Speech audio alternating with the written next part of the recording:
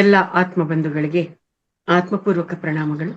ಮೊದಲಿಗೆ ನಮ್ಮ ನಿಮ್ಮೆಲ್ಲರ ಪ್ರೀತಿಯ ಗುರುಗಳಾದಂತ ಬ್ರಹ್ಮರ್ಷಿ ಪಿತಾಮಹ ಶ್ರೀ ಸುಭಾಷ್ ಪತ್ರಿಜಿಯವರಿಗೆ ಮತ್ತು ಗುರುಮಾತೆ ಸ್ವರ್ಣಮಾಲ ಪತ್ರಿಯಮ್ಮನವರಿಗೆ ಅನಂತ ಆತ್ಮಪೂರ್ವಕ ಪ್ರಣಾಮಗಳನ್ನ ಅರ್ಪಿಸುತ್ತಾ, ಹಾಗೇನೆ ಮಹಾವತಾರ್ ಬಾಬಾಜಿಯವರಿಗೆ, ಈ ಸೃಷ್ಟಿಯಲ್ಲಿರ್ತಕ್ಕಂಥ ಸಮಸ್ತ ಪರಮ ಯೋಗಿಗಳಿಗೆ, ಪರಮ ಋಷಿ ವರ್ಯರಿಗೆ ಎಲ್ಲರಿಗೂ ಕೂಡ ಆತ್ಮಪೂರ್ವಕವಾಗಿ ಪ್ರಣಾಮಗಳನ್ನ ಅರ್ಪಿಸುತ್ತಾ ಈ ದಿನದ ಈ ಕಾರ್ಯಕ್ರಮವನ್ನ ಪ್ರಾರಂಭ ಮಾಡೋಣ ಮಾಸ್ಟರ್ಸ್.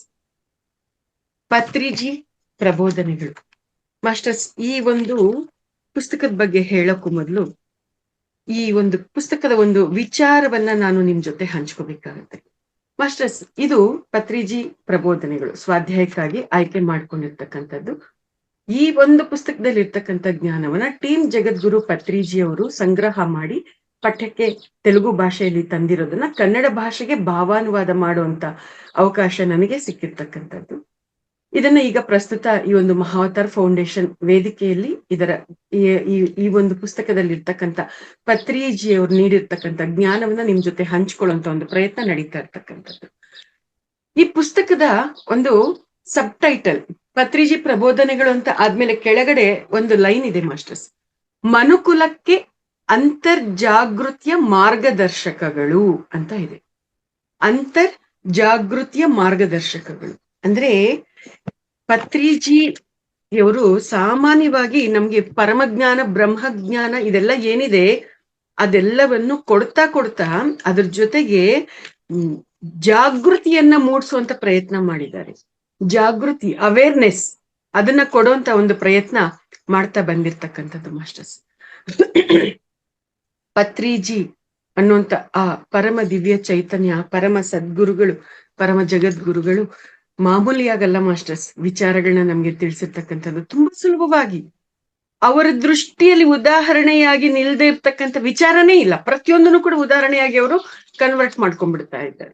ಈ ರೀತಿಯಾಗಿ ಅವರು ಆ ರೀತಿಯ ಮಾಡ್ಕೊಂಡು ನಮ್ಗೆ ಜ್ಞಾನವನ್ನ ಕೊಡ್ತಾ ಬಂದಿರ್ತಕ್ಕಂಥದ್ದು. ಇವತ್ತು ಈ ಒಂದು ಪುಸ್ತಕದ 2ನೇ ಚಾಪ್ಟರ್ಗೆ ನಾವು ಬರ್ತಾ ಇದೀವಿ ಮಾಸ್ಟರ್ಸ್. ಪತ್ರಿಜಿ ಪ್ರಬೋಧನೆಗಳು ಪುಸ್ತಕದ 2ನೇ ಚಾಪ್ಟರ್ಗೆ ಇರ್ತಕ್ಕಂಥ ಶೀರ್ಷಿಕೆ ಏಕೆ, ಏನು, ಹೇಗೆ. ಇದು ಮಾಸ್ಟರ್ಸ್. ಇನ್ನ ಈ ಒಂದು ವಿಚಾರಕ್ಕೆ ಬರೋದಾದ್ರೆ, ನಮ್ಗೆಲ್ಲರಿಗೂ ಕೂಡ ಅನೇಕ ಸಮಸ್ಯೆಗಳು ಇರುತ್ತೆ ಅಲ್ವಾ ಮಾಸ್ಟರ್ಸ್? ಉದಾಹರಣೆಗೆ ಏನಾದ್ರೂ ಒಂದು ಸಮಸ್ಯೆ ಇದ್ರೆ ಅದು ಸಮಸ್ಯೆ ಏನು ಅನ್ನೋದು ಎಲ್ರಿಗೂ ಗೊತ್ತಾಗತ್ತೆ, ಹೌದಲ್ವಾ? ಸಮಸ್ಯೆ ಏನು ಅನ್ನೋದು ಗೊತ್ತಾಗತ್ತೆ. ಆದ್ರೆ ಆ ಸಮಸ್ಯೆ ಯಾಕೆ ಬಂದಿದೆ, ಬಂದಿರೋಂತ ಸಮಸ್ಯೆ ಹೇಗೆ ಹೋಗುತ್ತೆ, ಇದು ಮಾತ್ರ ನಮ್ಗೆ ಅರ್ಥ ಆಗ್ತಾ ಇರಲ್ಲ. ಉದಾಹರಣೆಗೆ ತಲೆನೋವಿದೆ ಅಂತ ಅನ್ಕೊಳ್ರಿ. ತಲೆನೋವು ಬಂದಿದೆ ಅಂತಂದ್ರೆ ತಲೆನೋವು ಇದೆ ಅನ್ನುವಂಥದ್ದು ಏನು ಅಂತಂದ್ರೆ ತಲೆನೋವು ಅನ್ನುವಂತ ಒಂದು ವಿಚಾರ ನಮ್ಗೆ ಅರ್ಥ ಆಗುತ್ತೆ, ಅದೆಲ್ರಿಗೂ ಕೂಡ ಗೊತ್ತಾಗತ್ತೆ. ಆದ್ರೆ ತಲೆನೋವು ಯಾಕೆ ಬಂದಿದೆ, ಅದು ಹೇಗೆ ಹೋಗುತ್ತೆ, ಇದು ಗೊತ್ತಾಗ್ತಾ ಇರೋದಿಲ್ಲ. ಇದು ಯಾಕೆ ಬಂದಿದೆ ಅನ್ನೋದು ಗೊತ್ತಾದ್ರೆ ಅದು ಹೇಗೆ ಹೋಗುತ್ತೆ ಅನ್ನೋದನ್ನ ನಾವು ತಿಳ್ಕೋಬಹುದು ಅನ್ನುವಂತ ಒಂದು ಪರಿಕಲ್ಪನೆಯನ್ನ ಇಲ್ಲಿ ನಮ್ಗೆ ತಿಳಿಸ್ತಾ ಬಂದಿರ್ತಕ್ಕಂಥದ್ದು. ಈ ಒಂದು ಚಾಪ್ಟರ್ ನಲ್ಲಿ ಕಾರ್ಯ ಕಾರಣ ಸಂಬಂಧದ ಬಗ್ಗೆ ನಮ್ಗೆ ಪ್ರತಿಯೊಂದು ಅನೇಕ ಕೋನಗಳಲ್ಲಿ ನಮ್ಗೆ ವಿಚಾರಗಳನ್ನ ತಿಳಿಸ್ತಾ ಬಂದಿರ್ತಕ್ಕಂಥ. ಎಸ್ ಮಾಸ್ಟರ್ಸ್, ಅಂದ್ರೆ ಯಾವುದೇ ಕಾರ್ಯ ನಡಿಬೇಕು ಅಂತಂದ್ರೆ ಅದೇನೋ ಕೋಇನ್ಸಿಡೆನ್ಸ್ ಅಂತ ಹೇಳ್ತೀವಲ್ಲ, nothing is coincidence in this world, everything is us per the blue print, us per the design. ಇದು ಸತ್ಯ. ಯಾವುದೊಂದು ಕೂಡ ಕೋಇನ್ಸಿಡೆನ್ಸ್ ಇಲ್ಲ, ಯಾದೃಚ್ಛಿಕವಾಗಿ ಯಾವುದು ಕೂಡ ನಡೆಯೋದಿಲ್ಲ.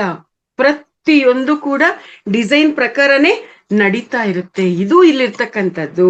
ಹಾಗಾಗಿ ನಾವು ಏನೇ ನಮ್ಮ ಜೀವನದಲ್ಲಿ ನಡೆದ್ರೂ ಕೂಡ, ಒಂದು ಎಡುಕೊಂಡ್ ಬಿದ್ವಿ, ಅಥವಾ ಒಂದು ಮುಳ್ಳು ಚುಚ್ತು, ಅಥವಾ ಒಂದು ಸೂಜಿ ಚುಚ್ತು, ಅಥವಾ ಏನೋ ಒಂಚೂರು ಬಿಸಿ ತಾಕ್ತು, ಈ ತರದ್ ಏನೇ ಸಣ್ಣ ಪುಟ್ಟದ್ದು ಕೂಡ ಏನಾದ್ರೂ ನಡೆದ್ರೂ ಕೂಡ ಯಾವುದು ಕೂಡ ಕೋಇನ್ಸಿಡೆನ್ಸ್ ಅಲ್ಲ.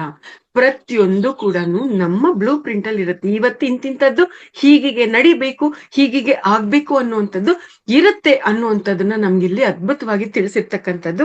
ಹಾಗಾಗಿನೇ ಪ್ರತಿಯೊಂದು ಏನೇ ನಡೆದ್ರೂ ಕೂಡ ಅದ್ರ ಹಿಂದೆ ಕಾರಣ ಇರುತ್ತೆ, ಕಾರ್ಯ ಆಗತ್ತೆ, ಮತ್ತೆ ಅದೆರಡರಿಂದಾನು ಇರುವಂತ ಸಂಬಂಧ ಏನು ಅನ್ನೋದು ನಮ್ಗೆ ಅಲ್ಲಿರುತ್ತೆ. ಕಾರ್ಯ ಕಾರಣ ಸಂಬಂಧ ಅನ್ನುವಂಥದ್ದು ಅಲ್ಲಿ ನಮ್ಗೆ ಇದ್ದೇ ಇರುತ್ತೆ. ಅದನ್ನ ನಾವು ಅರ್ಥೈಸ್ಕೋಬೇಕಾಗಿರ್ತಕ್ಕಂಥದ್ದು, ಅದನ್ನ ನಾವು ಗ್ರಹಿಸ್ಬೇಕಾಗಿರ್ತಕ್ಕಂಥದ್ದು. ಸಮಸ್ಯೆ ಏನು ಅನ್ನೋದು ಎಲ್ರಿಗೂ ಗೊತ್ತಾಗ್ಬಿಡತ್ತೆ. ಅದ್ರ ಯಾಕೆ ಬಂದಿದೆ, ಅದು ಹೇಗೆ ಹೋಗುತ್ತೆ ಅಂತ ತಿಳ್ಕೊಳ್ಳೋದ್ರಲ್ಲೇನೆ ನಮ್ಮ ಸಂಪೂರ್ಣ ಜೀವನದ ಒಂದು ಪ್ರೋಗ್ರೆಸ್ ನಿಂತಿರ್ತಕ್ಕಂಥದ್ದು. ಇದಕ್ಕೆ ಅನೇಕ ಉದಾಹರಣೆಗಳನ್ನ ಕೊಡ್ತಾ ನಮ್ಗೆ ತಿಳಿಸ್ತಾ ಬಂದಿದ್ದಾರೆ ಮಾಸ್ಟರ್ಸ್. ಈಗ ನಾವು ಸಾಮಾನ್ಯವಾಗಿ ಕ್ಯಾನ್ಸರ್ ಬಂದಿದೆ ಅನ್ನುವಂಥದ್ದನ್ನ ನಾವು ತಿಳ್ಕೊಳ್ತೀವಿ. ಈ ಒಂದು ಉದಾಹರಣೆಯನ್ನ ಕೊಟ್ಟಿದ್ದಾರೆ. ಕ್ಯಾನ್ಸರ್ ಬಂದಿದೆ ಅಂತಂದ್ರೆ ನಮ್ಗೆಲ್ಲರಿಗೂ ಕೂಡ ಕ್ಯಾನ್ಸರ್ ಇದೆ, ಅದು ಮೊದಲನೇ ಸ್ಟೇಜ್ ಅಲ್ಲಿ ಇದೆಯೋ, second stage, third stage, fourth stage ಅಂತ ಅಂದ್ಬಿಟ್ಟು ಎಲ್ಲ ತುಂಬಾ ಸುಲಭವಾಗಿ ನಾವೆಲ್ಲರೂ ಕೂಡ ಅದ್ರ ಬಗ್ಗೆ ತಿಳ್ಕೊಳ್ತೀವಿ.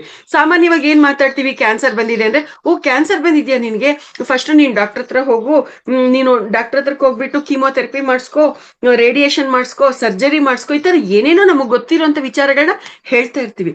ಆದ್ರೆ ನಿಜವಾಗ್ಲೂ ಆ ಒಂದು ಕ್ಯಾನ್ಸರ್ ಅನ್ನುವಂಥದ್ದು ಯಾಕೆ ಬಂದಿದೆ ಅದು ಮಾತ್ರ ಯಾರು ತಿಳ್ಕೊಳ್ಳೋ ಪ್ರಯತ್ನ ಮಾಡಲ್ಲ.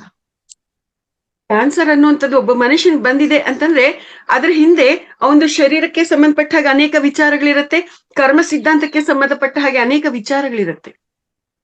ಸಾಮಾನ್ಯವಾಗಿ ನಾವ್ ಅದ್ ಯಾಕೆ ಬಂದಿದೆ ಅನ್ನೋದಕ್ಕಿಂತಲೂ ಅದು ಹೆಂಗೆ ಅದನ್ನ ಕಳ್ಕೋಬೇಕು ಅಂತ ನೋಡ್ತೀವಿ. ಹಾಗಾಗಿ ಅದು ಸಮಸ್ಯೆ ನಾವು ಕೊಡುವಂತ ಟ್ರೀಟ್ಮೆಂಟ್ಗೆ ಮೇಲ್ಮೇಲೆ ತಾತ್ಕಾಲಿಕವಾಗಿ ಉಪಶಮನ ಕಂಡ್ರು ಅದು ಪುನಃ ಪುನಃ ಪುನಃ ಪುನಃ ಬೇರೊಂದು ರೂಪದಲ್ಲಿ ಅದು ಬರ್ತಾನೆ ಇರುತ್ತೆ.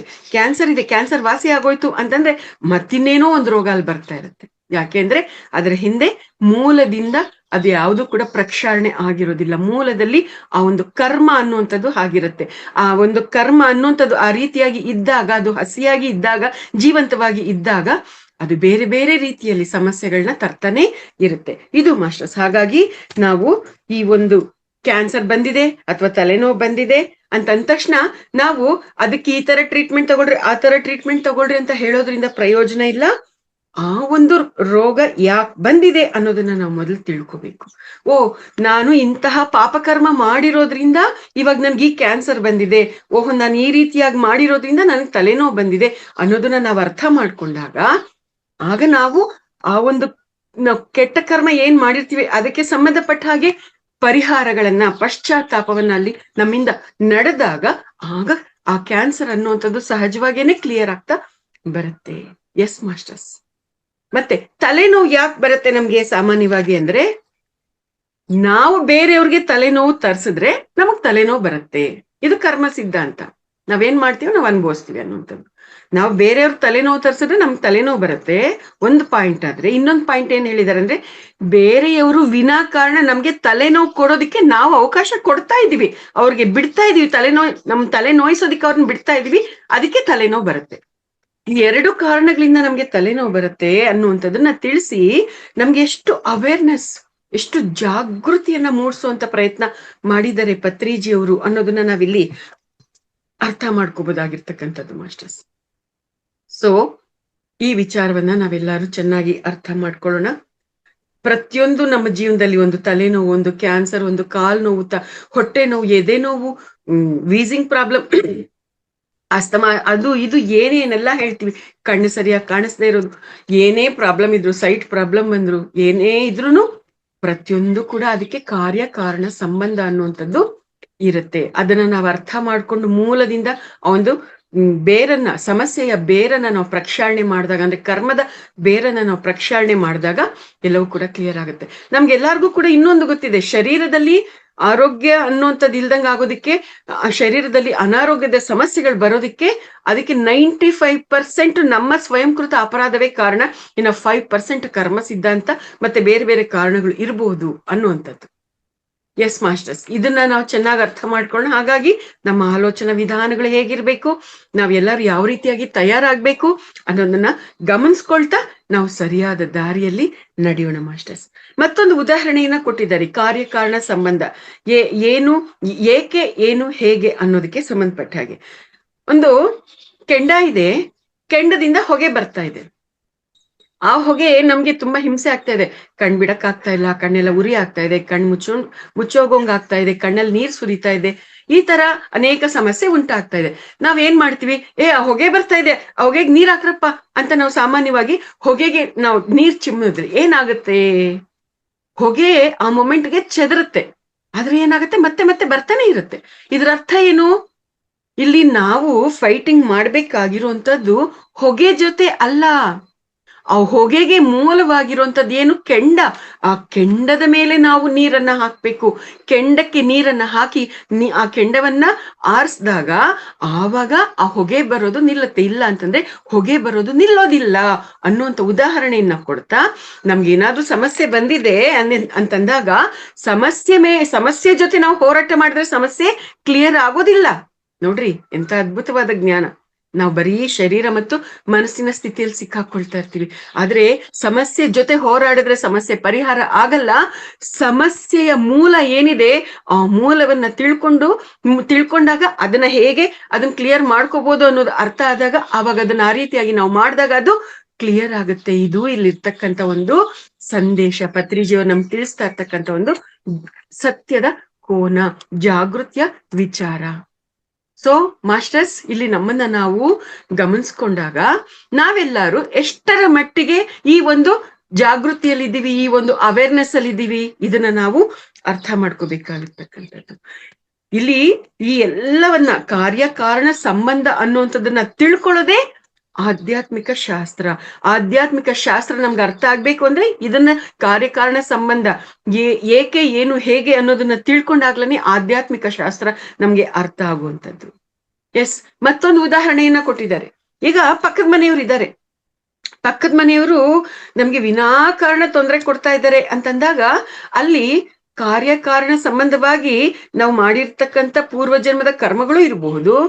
ಅದಲ್ಲದೆ ಬೇರೆ ಏನು ಕಾರಣ ಇಲ್ಲದೆ ಆತನ ಸ್ಥಿತಿಯಿಂದನೂ ಕೂಡ ಆತ ನಮ್ಗೆ ತೊಂದರೆ ಕೊಡುವಂಥದ್ದು ಇರ್ಬೋದು.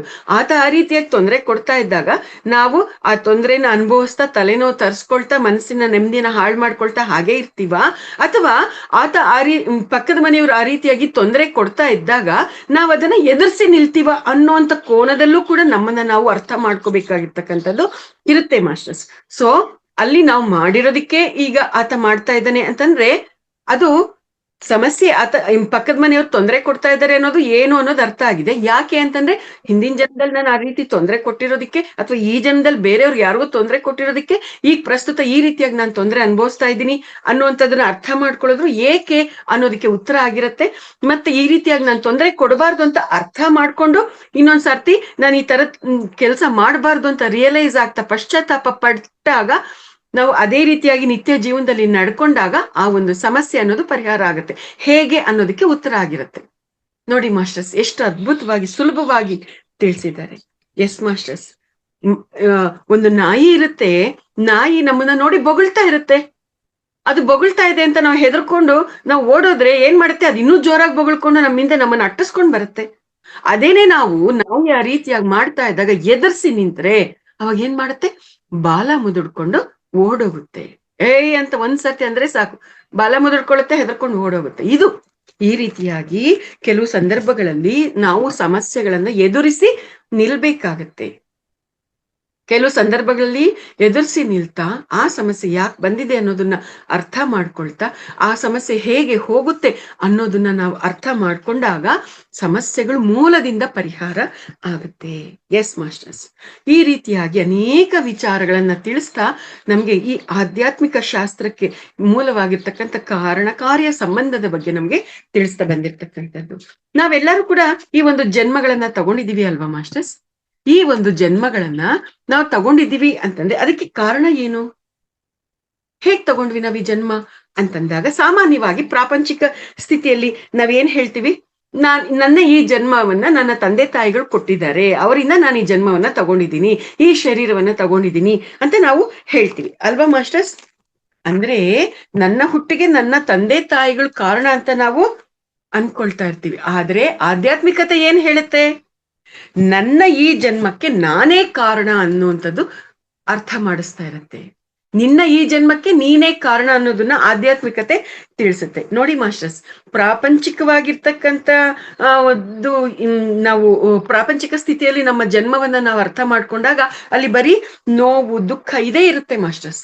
ನನ್ನ ಈ ಜನ್ಮಕ್ಕೆ ಕಾರಣ ಆಗಿರುವಂತವ್ರು ನನ್ನ ಈ ತಂದೆ ತಾಯಿಗಳು, ಇವರಿಂದ ನಾನು ಈ ರೀತಿಯಾಗಿ ತಯಾರಾಗಿದ್ದೀನಿ, ಇವರಿಂದ ನಾನು ಈ ರೀತಿಯಾಗಿ ಹುಟ್ಟಿದ್ದೀನಿ, ಈ ಒಂದು ರೀತಿಯಲ್ಲಿ ನಾನು ನರಕ ಅನುಭವಿಸೋದಿಕ್ಕೆ ನರಳೋದಿಕ್ಕೆ ನನ್ನ ತಂದೆ ತಾಯಿ ಕಾರಣ ಆಗಿದ್ದಾರೆ, ನಾನು ಸರಿಯಾಗಿ ಓದ್ದಂಗೆ ನನ್ಗೆ ಈ ರೀತಿಯಾಗಿ ನನಗೆ ಮೋಸ ಮಾಡಿದ್ದಾರೆ, ನನ್ಗೆ ಅನ್ಯಾಯ ಮಾಡಿದ್ದಾರೆ, ಸುಮ್ಮನೆ ಹುಟ್ಟಿಸ್ಬಿಟ್ಟು ಭೂಮಿ ಮೇಲೆ ಬಿಟ್ಬಿಟ್ಟಿದ್ದಾರೆ.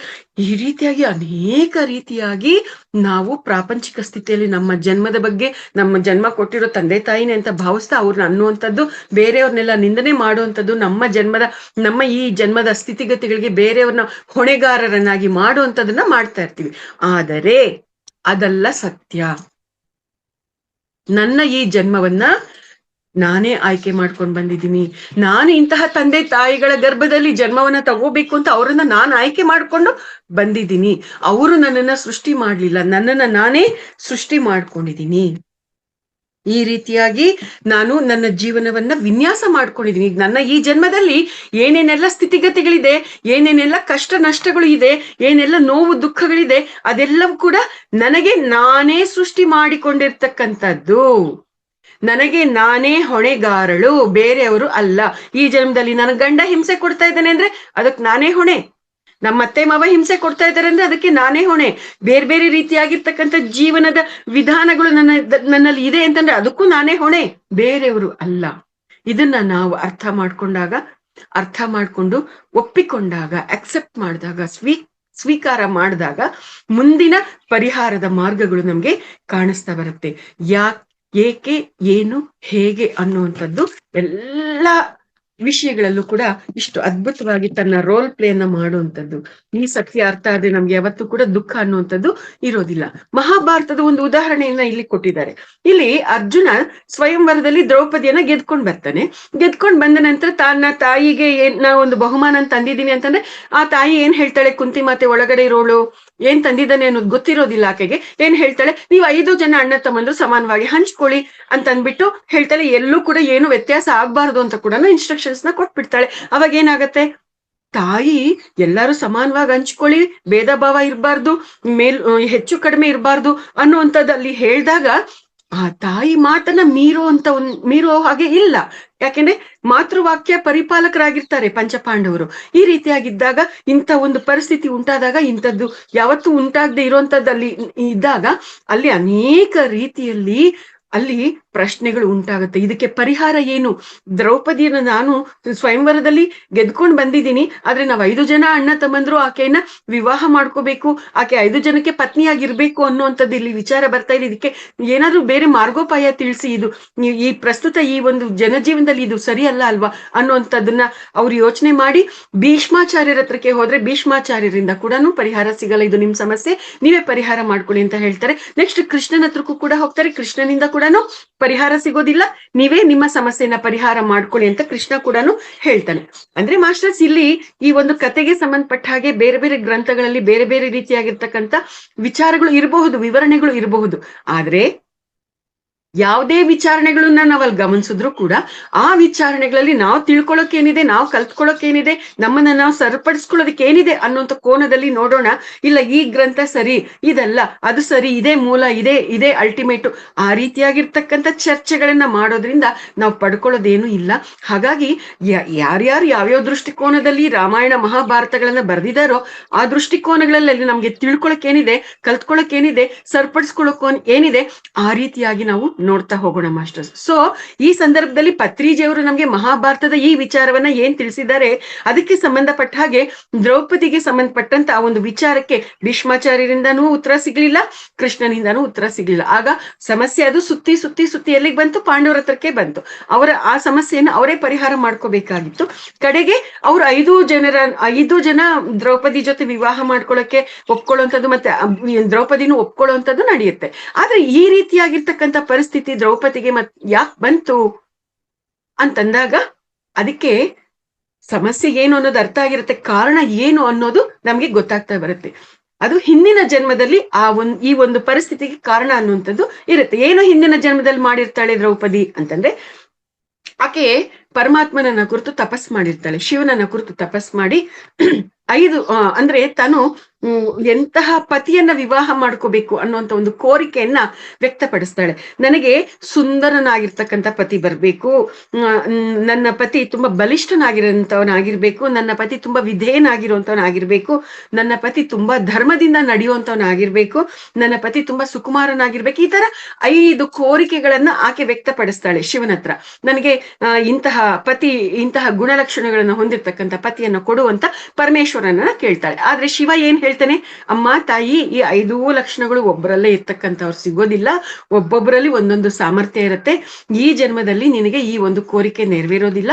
ಮುಂದಿನ ಜನ್ಮದಲ್ಲಿ ನೀನು ದ್ರೌಪದಿಯಾಗಿ ಜನ್ಮವನ್ನ ತೆಗೆದುಕೊಂಡಾಗ ಈ 5 ಗುಣಗಳನ್ನ ಹೊಂದಿರ್ತಕ್ಕಂಥ 5 ಜನ ಪುರುಷರು ನಿನಗೆ ಪತಿಯಾಗಿ ಬರ್ತಾರೆ, ಅವರನ್ನ ನೀನು ಪತಿಯಾಗಿ ಸ್ವೀಕಾರ ಮಾಡು, ನಿನ್ನ ಈ ಒಂದು ಕೋರಿಕೆ ತೀರುತ್ತೆ ಅಂತ ಅಲ್ಲಿ ಶಿವ ಆ ಒಂದು ವರವನ್ನ ಕೊಟ್ಟಿರ್ತಕ್ಕಂಥದ್ದು. ಆ ರೀತಿಯಾಗಿರ್ತಕ್ಕಂಥ ವರವನ್ನ ಪಡ್ಕೊಂಡಿರ್ತಕ್ಕಂಥ ದ್ರೌಪದಿ ಆ 5 ಗುಣಗಳನ್ನ ಹೊಂದಿರ್ತಕ್ಕಂಥ ಧರ್ಮದಲ್ಲಿ ನಡೆಯುವಂತ ಧರ್ಮರಾಯರನ್ನ, ಸುಂದರನಾಗಿರ್ತಕ್ಕಂಥ ಈ ರೀತಿ ಬೇರೆ ಬೇರೆ ಆ 5 ಗುಣಗಳನ್ನ ಹೊಂದಿರ್ತಕ್ಕಂಥ 5 ಪಂಚ ಪಾಂಡವರನ್ನ ಆಕೆ ವಿವಾಹ ಮಾಡ್ಕೊಳ್ಳುವಂತ ಪರಿಸ್ಥಿತಿ ಉಂಟಾಗುವಂಥದ್ದು. ಅಂದ್ರೆ ಈಗಿನ ಈ ಪರಿಸ್ಥಿತಿಗೆ ಕಾರಣ ಅದಾಗಿದೆ. ಸೊ ಆ ಒಂದು ಕಾರಣದಿಂದ ಈ ಒಂದು ಕಾರ್ಯ ನಡೆದಿದೆ. ಈ ಒಂದು ಕಾರ್ಯದ ಪರಿಣಾಮವಾಗಿ ಎಲ್ಲ ವಿಚಾರಗಳಿಂದ ಅರ್ಥ ಆಗಿ ಈಗೇನಿದೆ ಅದ್ರ ಜೊತೆ ಅದನ್ನ ಒಪ್ಕೋಬೇಕಾಗಿದೆ ದ್ರೌಪದಿ, ಒಪ್ಕೊಂಡು ನಡಿಬೇಕಾಗಿದೆ. ಇದು ಇಲ್ಲಿರ್ತಕ್ಕಂಥ ಒಂದು ಪರಿಹಾರ. ಆಕೆ ಒಪ್ಕೊಳ್ದಿದ್ರೆ ಬೇರೆ ದಾರಿ ಇಲ್ಲ. ಅದು ಆಕೆ ಲೈಫ್ ಡಿಸೈನೇ ಚೇಂಜ್ ಆಗ್ಬಿಡತ್ತೆ, ಕಂಪ್ಲೀಟ್ ಲೈಫ್ ಪ್ಯಾಟರ್ನೇ ಚೇಂಜ್ ಆಗತ್ತೆ. ಮತ್ತೆ ಆ ಎಲ್ಲವನ್ನು ಪಡ್ಕೊಳ್ಳೋದಿಕ್ಕೆ ಇವಾಗ ಪ್ಯಾಟರ್ನ್ ಚೇಂಜ್ ಮಾಡ್ಕೊಂಡ್ಮೇಲೆ ಇರುವಂತ ಕರ್ಮಗಳಾಗಿರ್ಬೋದು, ಇನ್ನೂ ಅನೇಕ ರೀತಿಯಾಗಿರ್ತಕ್ಕಂಥ ಕರ್ಮಗಳು ಎಲ್ಲವನ್ನು ಸೇರಿ ಹೊರೆ ಜಾಸ್ತಿಯಾಗಿ ಅನುಭವಿಸ್ಬೇಕಾಗಿರತ್ತೆ. ಸೊ ಇಲ್ಲಿ ದ್ರೌಪದಿ ಈ ಒಂದು ಎಲ್ಲ ವಿಚಾರಗಳನ್ನ ತಿಳ್ಕೊಂಡಾದ್ಮೇಲೆ ತನ್ನ ಈ ಒಂದು ವಾಸ್ತವಕ್ಕೆ ನಾನೇ ಕಾರಣ ಅನ್ನೋದು ಅರ್ಥ ಮಾಡ್ಕೊಂಡು ಸ್ವೀಕಾರ ಮಾಡ್ತಾಳೆ. ಸ್ವೀಕಾರ ಮಾಡಿ ಪಂಚ ಪಾಂಡವರನ್ನ ವಿವಾಹ ಮಾಡಿಕೊಂಡು 5 ಜನರಿಗೂ ಪತ್ನಿಯಾಗಿ ಆಕೆ ತಯಾರಾಗ್ತಾಳೆ. ನೋಡಿ ಮಾಸ್ಟರ್ಸ್, ಎಷ್ಟು ಅದ್ಭುತವಾಗಿದೆ. ಪ್ರತಿಯೊಂದರ ಹಿಂದೆ ಕಾರ್ಯಕಾರಣ ಸಂಬಂಧ ಅನ್ನುವಂಥದ್ದಿದೆ. ಇಲ್ಲಿ ಎಲ್ಲಾದ್ರೂ ದ್ರೌಪದಿಗೆ ಅನ್ಯಾಯ ಆಗಿದ್ಯಾ? ಯಾರಿಗೂ ಈ ಸೃಷ್ಟಿಯಲ್ಲಿ ಅನ್ಯಾಯ ಆಗೋದಿಲ್ಲ. ಅನ್ಯಾಯ, ಅಕ್ರಮ, ಅಧರ್ಮ ಅನ್ನುವಂಥದ್ದು ಯಾರಿಗೂ ಎಲ್ಲೂ ಕೂಡ ನಡೆಯೋದಿಲ್ಲ. ಅದೆಲ್ಲ ಕೂಡ ಅಲ್ಲಿ ಏನೇ ನಡೀತಾ ಇದೆ ಅಂತಂದ್ರೂ ಕೂಡ ಅದರ ಹಿಂದೆ ಅದಕ್ಕೆ ಸೂಕ್ತವಾದ ಕಾರಣ ಇದ್ದೇ ಇರುತ್ತೆ ಅನ್ನುವಂಥದ್ದನ್ನ ಇಲ್ಲಿ ಅರ್ಥ ಮಾಡ್ಕೋಬೇಕಾಗಿರ್ತಕ್ಕಂಥದ್ದು. ಮತ್ತೆ ಭಗವದ್ಗೀತೆಯಲ್ಲಿ ಒಂದು ಶ್ಲೋಕ ಹೇಳಿದ್ದಾರೆ, ಪೂರ್ವ ಜನ್ಮ ಕೃತಂ ಪಾಪಂ ವ್ಯಾಧಿ ರೂಪೇಣ ಪೀಡ್ಯತೆ ಅಂತ ಹೇಳಿದ್ದಾರೆ. ಅಂದ್ರೆ ಈ ಜನ್ಮದಲ್ಲಿ ನಮ್ಗೆ ಕಾಯಿಲೆಗಳು ಬಂದಿದೆ ಅಂತಂದಾಗ ಆ ಕಾಯಿಲೆಗಳಿಗೆ ನಮ್ಮ ಹಿಂದಿನ ಜನ್ಮದ ಪಾಪ ಕರ್ಮಗಳೇ ಕಾರಣ. ಆ ಪಾಪ ಕರ್ಮಗಳಿಂದಾಗಿ ನಮ್ಗೆ ರೋಗ ಬರ್ತಾ ಇದೆ. ಹಿಂದಿನ ಜನ್ಮಗಳಲ್ಲಿ ಕೋಳಿನ ಕತ್ತರಿಸಿರ್ತೀವಿ, ಮೇಕೆನ ಕತ್ತರಿಸಿರ್ತೀವಿ, ಮೀನನ್ನ ಹಿಡ್ಕೊಂಡು ಅದನ್ನ ಅದರ ಚರ್ಮನ ಸುಟ್ಕೊಂಡು ತಿಂದಿರ್ತೀವಿ. ಈ ರೀತಿಯಾಗಿ ಪ್ರಾಣಿಗಳನ್ನ ಕೊಂದು ತಿಂದು ಹಿಂಸೆಯನ್ನ ಕೊಟ್ಟಿರ್ತೀವಿ. ಈ ರೀತಿಯಾಗಿ ಹಿಂಸೆಯನ್ನ ಕೊಟ್ಟಿರೋದ್ರಿಂದ ಅದರ ಫಲವಾಗಿ ಈ ಜನ್ಮದಲ್ಲಿ ನಮ್ಗೆ ಕಾಯಿಲೆಗಳು ಬರ್ತಾ ಇದೆ. ಇಷ್ಟೆಲ್ಲ ಕಾಯಿಲೆಗಳಿದ್ರು ಮಾಂಸ ತಿನ್ನಬಾರ್ದು ಅಂತ ಗೊತ್ತಿದ್ರು ಕೂಡ ಬಾಯಿ ಚಪಲ ಅನ್ನೋದು ಹೇಗಿರುತ್ತೆ ಅಂತಂದ್ರೆ, ಯಾವುದೇ ಕಾರಣಕ್ಕೂ ನಾನು ಇದನ್ನ ಬಿಡೋದಿಕ್ ತಯಾರಿಲ್ಲ, ನಾನ್ ಮಾಂಸ ತಿನ್ಲೇಬೇಕು, ಇದನ್ ಮಾತ್ರ ಬಿಡಕ್ಕಾಗಲ್ಲ ಅನ್ನೋ ಮಟ್ಟದಲ್ಲೇನೆ ನಾವ್ ಇರ್ತೀವಿ ಮಾಸ್ಟರ್ಸ್. ಒಂದ್ ಸಂದರ್ಭದಲ್ಲಿ ಒಂದಷ್ಟು ಜನ ಸ್ನೇಹಿತರ ಮಧ್ಯದಲ್ಲಿ ನಾವ್ ಇರ್ಬೇಕಾದ್ರೆ ಅವರೆಲ್ಲರೂ ಕೂಡ ಮೊಟ್ಟೆ ತಿಂತಾ ಇದ್ರು. ನಾನು ತಗೊಂಡ್ ಹೋಗಿರ್ತಕ್ಕಂಥ, ನಾನು ಬಾಕ್ಸಲ್ಲಿ ತಗೊಂಡ್ ಹೋಗಿರ್ತಕ್ಕಂಥ ಸಾತ್ವಿಕ ಆಹಾರವನ್ನ ನಾನು ತಿಂತಾ ಇದ್ದೆ. ಆ ಸಂದರ್ಭದಲ್ಲಿ ನಾನು ಅಲ್ಲಿ ಕೂರಕ್ಕೆ ನನ್ಗೆ ಬೇಡ, ನಾನು ಎದ್ದೋಗೋಣ ಅಂತ ಅನ್ಸಿದ್ರು ಕೂಡ ಒಂದು ವಿಚಾರ ತಿಳ್ಕೋಬೇಕು ಅನ್ನುವಂತ ಒಂದು ಆಲೋಚನೆಯಿಂದ ನೀವೆಲ್ಲರೂ ಕೂಡ ಈ ತರ ಮೊಟ್ಟೆ ತಿಂತೀರಿ ಅಲ್ವಾ, ಈ ನಮ್ಮ ಮಾನವನ ಶರೀರ ಮಾಂಸಾಹಾರಕ್ಕೆ ಅಂತ ಸೃಷ್ಟಿಯಾಗಿರುವಂತದ್ದಲ್ಲ. ಮಾಂಸಾಹಾರಕ್ಕೋಸ್ಕರ ಕೆಲವು ಪ್ರಾಣಿಗಳು ತಯಾರಾಗಿರತ್ತೆ, ಅವುಗಳ ಶರೀರ ಮಾಂಸಾಹಾರವನ್ನ ತಿನ್ನೋದಿಕ್ಕೆ ಸೃಷ್ಟಿಯಾಗಿರೋದ್ರಿಂದ ಆ ಪ್ರಾಣಿಗಳಿಗೆ ಅವು ಸಲೀಸಾಗಿ ಜೀರ್ಣ ಆಗತ್ತೆ. ಆದ್ರೆ ಮನುಷ್ಯನ ಸೃಷ್ಟಿ ಆ ರೀತಿಯಾಗಿ ನಡೆದಿಲ್ಲ. ಅವನು ಅದನ್ನ ತಿಂದ್ರೆ ಅದನ್ನ ಜೀರ್ಣ ಮಾಡ್ಕೊಳ್ಳೋದಕ್ಕೆ ತುಂಬಾ ಸಮಯ ತೆಗೆದುಕೊಳ್ಳುತ್ತೆ, ನಮ್ ಶರೀರದಲ್ಲಿ ಬೇರೆ ಬೇರೆ ಆರೋಗ್ಯ ಸಮಸ್ಯೆಗಳು ಬರುತ್ತೆ. ಹಾಗಿದ್ರು ಕೂಡ ನಿಮಗೂ ಕೂಡ ಇದೆಲ್ಲ ಗೊತ್ತು, ಹಾಗಿದ್ರು ನೀವ್ ಹೇಗ್ ಮಾಂಸ ತಿಂತೀರಿ ಅಂತಂದ್ರೆ ಅವ್ರು ಏನ್ ಹೇಳಿದ್ರು ಗೊತ್ತಾ ಮೇಡಮ್, ಆ ಮಾಂಸ ತಿನ್ನೋದ್ರಲ್ಲಿ ಆ ಒಂದು ಮಜಾ ಇರುತ್ತಲ್ವಾ, ಆ ಟೇಸ್ಟ್ ಇರುತ್ತಲ್ಲ, ಆ ಟೇಸ್ಟ್ ಒಂದ್ ಸರ್ತಿ ನಮ್ ನಾಲ್ಗೆಗೆ ಸಿಕ್ಕಿದೆ ಅಂತಂದ್ರೆ ಮತ್ ಅದನ್ನ ಬಿಡಕ್ ಆಗೋದಿಲ್ಲ ಮೇಡಮ್. ಅದಕ್ಕೆ ಬಾಡೂಟ ಅಂತಂದ್ರೆ ಎಲ್ಲೆಲ್ಲಿರೋರು ಕೂಡ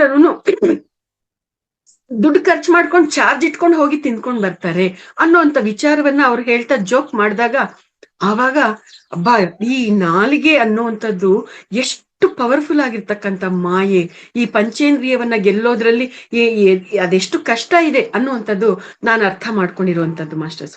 ಸೊ ಆ ರೀತಿಯಾಗಿರ್ತಕ್ಕಂಥ ಬಲಹೀನತೆಗಳು, ಪಂಚೇಂದ್ರಿಯಗಳ ಪ್ರಭಾವಕ್ಕೆ ಒಳಗಾಗಿ ನಾವಿಷ್ಟೆಲ್ಲ ಕರ್ಮಗಳನ್ನ ನಾವು ಮಾಡಿದಾಗ ಅಲ್ಲಿ ಏನಾಗತ್ತೆ, ನಾವು ಇಲ್ದೇ ಇರ್ತಕ್ಕಂಥ ಸಮಸ್ಯೆಗಳನ್ನ ನಮಗ್ ನಾವೇ ತಂದ್ಕೊಳ್ತಾ ಇರ್ತೀವಿ. ಆ ಸಮಸ್ಯೆಗಳನ್ನ ನಾವು ಪ್ರಸ್ತುತ ನಮ್ಮ ಜೀವನದಲ್ಲಿ ನಾವು ಅನುಭವಿಸ್ತಾ ಇರ್ತೀವಿ.